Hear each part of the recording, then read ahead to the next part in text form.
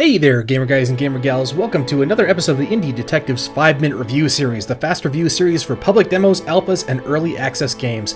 This week, I'm really happy to bring to you a game that I was really looking forward to. This is Interstellar Transport Company.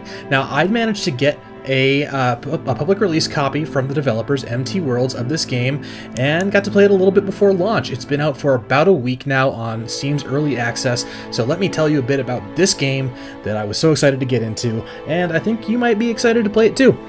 So yeah, like I said, this is created by a small development company called MT Worlds. This science fiction logistics simulator makes you CEO of, dare I say it, an interstellar transport company, giving you a fleet of ships and planetary facilities to ferry cargo and colonists to new worlds at the dawn of humanity's new age of discovery.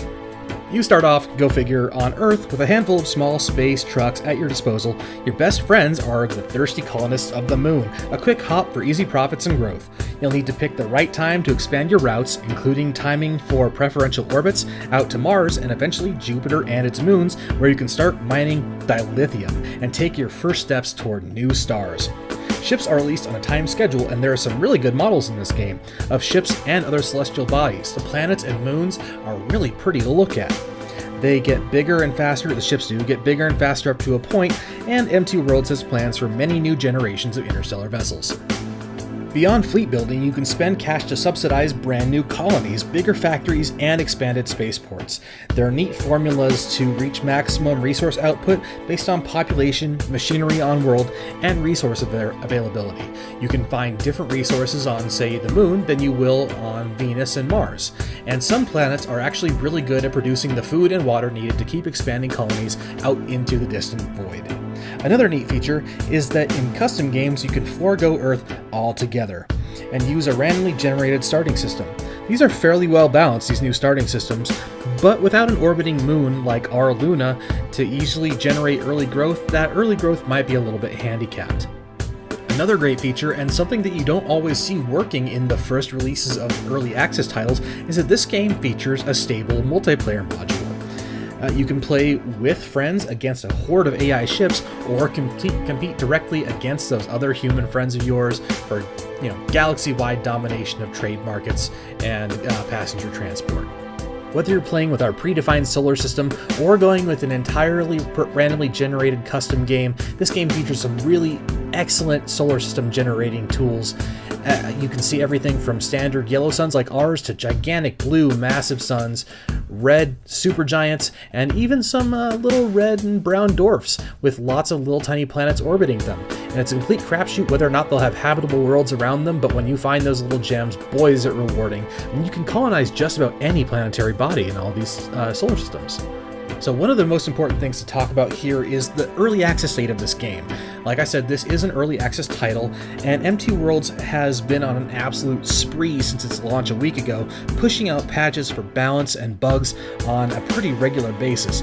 Sadly, these patches have been save-breaking, which has limited my expansion plans so far, but it is pretty easy to get a new game started up. And the difference on, easy to normal games, it makes it a very replayable game. You can just get started really quickly and get your businesses flowing, and then the speed manipulation allows you to really just crank forward time and just get the simulation blitzing forward. So beyond talking about replayability, the devs also have set out an excellent and exciting list of upcoming features, such as planet's ability to have civil unrest and even break out in full-on civil wars to try to get away from their founding governments. And there'll also be new and exciting cargo and improved business reports and interactions for those like me who really like logistics simulation. So do I have you interested in Interstellar Transport Company yet? It's available for $20 on Steam, but remember that this is still an early access title. You're going to have to be patient with bugs and patches. Please do that. But it is a good, stable, creative title for now, and it's an excellent addition to both the science fiction and transport sim genres. Between the time after launch and before launch, when I had the early access key, I put about 25 hours into the game so far, and I imagine spending many more hours crafting my company and expanding out into the deepness of this randomly generated galaxy. Good job, MT Worlds. Thumbs up from the Indie Detective. If you're interested in learning more about some of these new indie games, be sure to check out the Indie Detective Review series and other 5-minute reviews. I like to go into 3 games at a time, usually from a specific genre.